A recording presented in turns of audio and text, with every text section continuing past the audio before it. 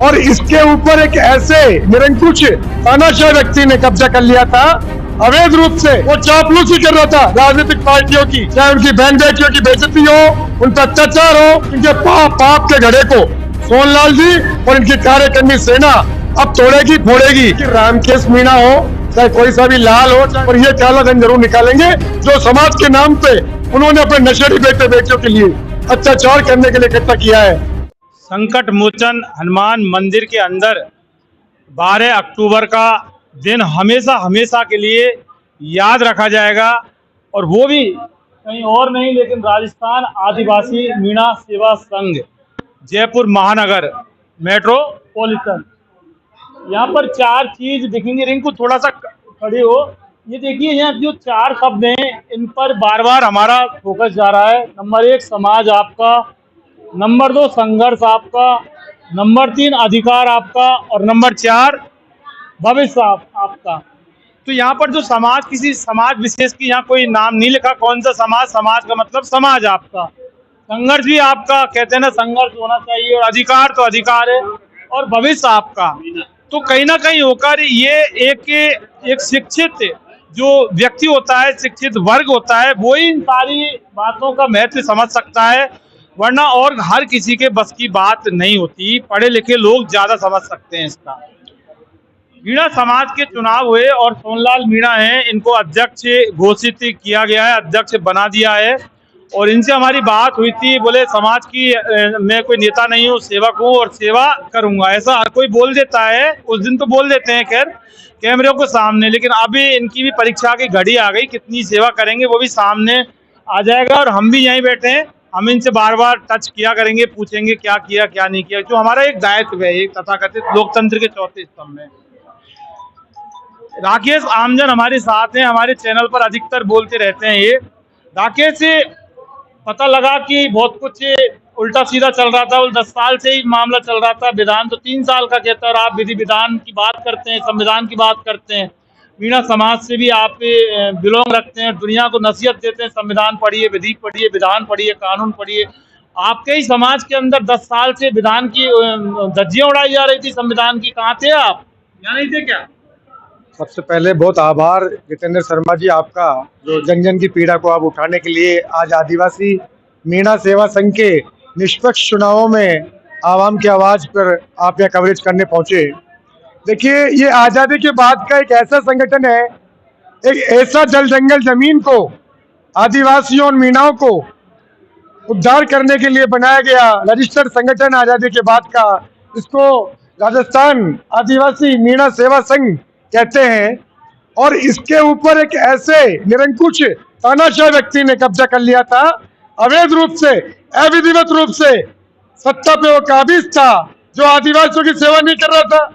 वो क्या कर रहा था? वो चापलूसी कर रहा था राजनीतिक पार्टियों की, अपने पद को बचा रहा था और सत्ता की गुलामी कर रहा था। आदिवासी मरे कटे, चाहे उनकी बहन बेटियों की बेइज्जती हो, उन पर अत्याचार हो, थाना तहसील निगम जेडीए में उनकी सुनवाई नहीं हो, इसलिए उसको नहीं बनाया था कि तू आदिवासी मीणा सेवा संघ का अध्यक्ष बन राजस्थान का।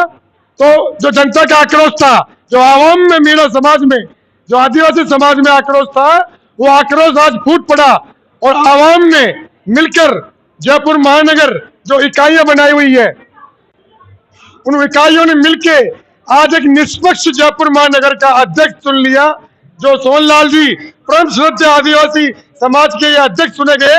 मेरा कहने का मतलब ये है कि 1958 यानी कि 1958 में ये संस्था रजिस्टर्ड हुई है। 1958 में ना, इस पे क्या कहना चाहते हो? मैं ये कहना चाह रहा हूँ, तो उसके बाद भी मतलब इतनी पुरानी संस्थान है, इसकी मतलब क्या संस्थान की मतलब जो अनदेखी की जा रही थी कि 10 साल से कोई कैसे बैठ सकता है, बात ये हो रही है। देखिए, जब मैंने बार बार आपके चैनल पे बताया है कि जब समाज मौन होता है, जब जिम्मेदार शिक्षित पढ़े लिखे लोग विरोध करने में सक्षम वो मौन होते हैं, मुर्दे बन जाते हैं, तब ऐसे अयोग्य लोग ही देश पे राज करते हैं, इस धरती को बेच देते हैं, इस देश को बेच देते हैं, इस समाज को बेच देते हैं, उन तमाम गरीब पीड़ित महिलाओं लोगों को बेच देते हैं।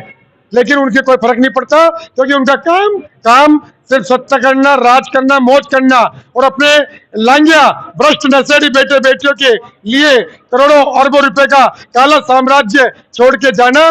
भले आवाम, समाज, मुल्क पीड़ा भोगे, दुख भोगे, संकट भोगे या अत्याचार सहे, उन राजाओं के कोई फर्क नहीं पड़ता।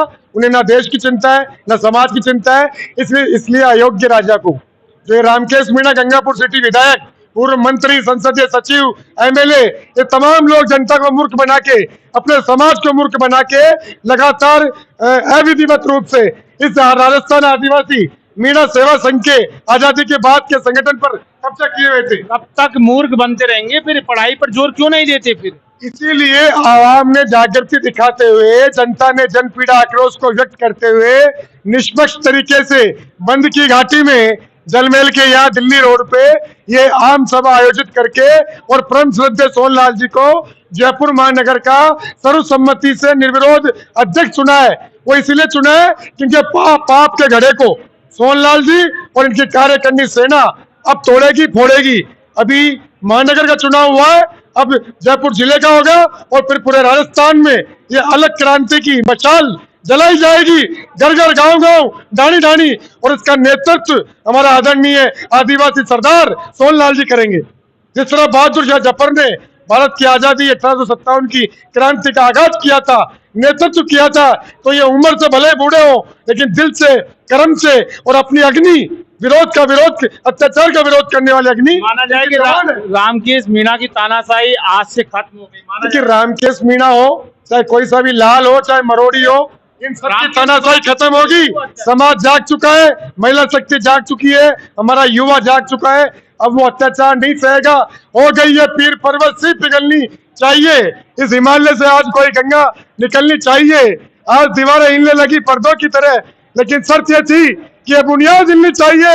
हंगामा खड़ा करना मेरा मकसद नहीं, ये सूरत बदलनी चाहिए, ये सूरत बदलनी चाहिए। तो सूरत बदल चुकी है। आदरणीय सोनलाल जी सरदार हमारे कबीले के अब खड़े हो गए 80-85 साल की उम्र में, तो प्रेरणा लेनी चाहिए तमाम युवाओं को, तमाम समाज के पीड़ित लोगों को साथ होके इन निरंकुश राजाओं को, इन अत्याचारी राजाओं को जो बहन बेटियों की रक्षा नहीं कर सकते, गांव गांव, ढाणी ढाणी, थाना तहसील निगम जेडीए कलेक्ट्रेट में जो अत्याचार होता है। अच्छा, अभी ये जो सरदार हैं, अब इनसे क्या उपेक्षा, मतलब उपेक्षा नहीं, हम अपेक्षा रखते हैं। अपेक्षा ये रखते हैं हम, हाँ, एक्सपेक्टेशन हम ये रखते हैं कि तमाम काला साम्राज्य जो फूल पंजे के नेता घुस के अपने पद की लालच में जिस समाज की उपेक्षा कर रहे, जिस मीणा आदिवासी पीड़ितों की उपेक्षा कर रहे, उनकी पीड़ा में नहीं जाते और माड़ा सापा फोटो व्हाट्सएप और चंदा एकता करके अपने घर को भरने में लग रहे। अभी अलर्ट हो जाए, वो सारा काला धन निकालने वाले हैं। मोदी जी तो निकालेंगे ही नहीं निकालेंगे, पर ये काला धन जरूर निकालेंगे जो समाज के नाम पे उन्होंने अपने नशेड़ी बेटे बेटियों के लिए अत्याचार करने के लिए इकट्ठा किया है। तो वो काला धन भी निकलेगा और अब इनके पद भी खतरे में। और इस धरती को बेचने वाले, समाज को बेचने वाले, बहन बेटियों के अत्याचार करवाने वाले, अवैध संरक्षण देने वाले उन माफियाओं को, इनको देश निकाला भी मिलने वाला है। सही कह रहे हैं कि बताइए, जितनी बहुत सारी बातें बोली हैं इन्होंने। राकेश जी ने जो भी कहा, ये नवयुग का आदमी है, हमारे समाज के ऊर्जावान, हमारे नवयुग का है। ये जो आपके जो कह रहे हैं एक एक बात सत्य है, लेकिन मैं जिस तरीके से बिरसा मुंडा ने अंग्रेजों के टाइम पे देश को आज़ाद करवाने और समाज को बचाने की शक्ति दिखाई, उसी प्रकार से ये बूढ़ा आदमी है जो जवान बन करके शक्ति दिखाएगा। हमारे समाज को हम एकत्रित करेंगे और इनको शिक्षित बनाएंगे और इनके हकों की लड़ाई। इन्होंने बोला और क्रांति हो गई। क्रांति है सब, ये क्रांति है। यानी ये समाज आपका, संघर्ष आपका, अधिकार आपका, भविष्य आपका। बिल्कुल, ये हमारा ये जो नारा है, या इसे नारा समझ लीजिए, तो हम इसको नारे के रूप में ही लेंगे और हम इन सब चीज़ों पे खड़े उतरने की कोशिश करेंगे।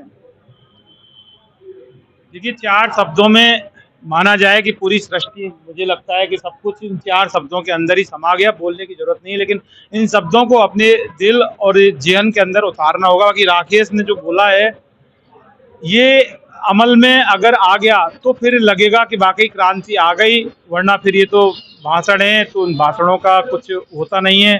दिखाते रहते हैं, आगे भी दिखाते रहेंगे, लेकिन कुछ ना कुछ परिवर्तन जरूर आता है, ज्यादा नहीं, क्योंकि क्रांति भी एक दिन का समय नहीं होता। बाकी 1958 में बना राजस्थान आदिवासी मीणा सेवा संघ भला आज की तारीख में 10 साल तक कोई आदमी उस पर कब्जा करके बैठा है, तानाशाही करके बैठा है, तो ये तो बर्दाश्त से बाहर है। तो युवाओं को भी समझना होगा और युवाओं को शिक्षा अपने जिंदगी में उतारनी होगी, पढ़ना होगा, लिखना होगा, नेताओं की चापलूसी गुलामी नहीं करनी होगी। और अगर कोई नेता चापलूसी गुलामी करवाने आए तो घर के दरवाजे बंद रखने होंगे। बच्चों को, युवाओं को अपने घर परिवार के बारे में सोचना होगा, अपने फैमिली के बारे में और अपने समाज के बारे में सोचना होगा, क्योंकि नेताओं से कभी समाज नहीं बनता, बल्कि समाजों से नेता बनते हैं। लेकिन ये बात वो नेता कब सोचेंगे ये समझ में नहीं आती। बुढ़े हो जाते हैं, बुजुर्ग हो जाते हैं, लेकिन सत्ता को नहीं छोड़ते, मोह को नहीं छोड़ते, समाज को छलते हैं, समाज के साथ धोखा करते हैं, समाज के साथ दरिंदगी करते हैं, समाज की हत्या करते हैं। हत्यारे हैं नेता, इस सरकार। तमाम घटना लगातार देखने को मिलती हैं। मीणा आदिवासी समाज के साथ बहुत ज्यादा घटना हो रही हैं। सरकारों में इसी समाज के नेता बैठे हैं, लेकिन सब बहुत बड़ी विचित्र बात है कि कुछ करते नहीं हैं। इन्वेस्टिगेशन मीडिया के लिए रिंकू मीणा के साथ संकट मोचन हनुमान मंदिर से मैं जितेंद्र शर्मा।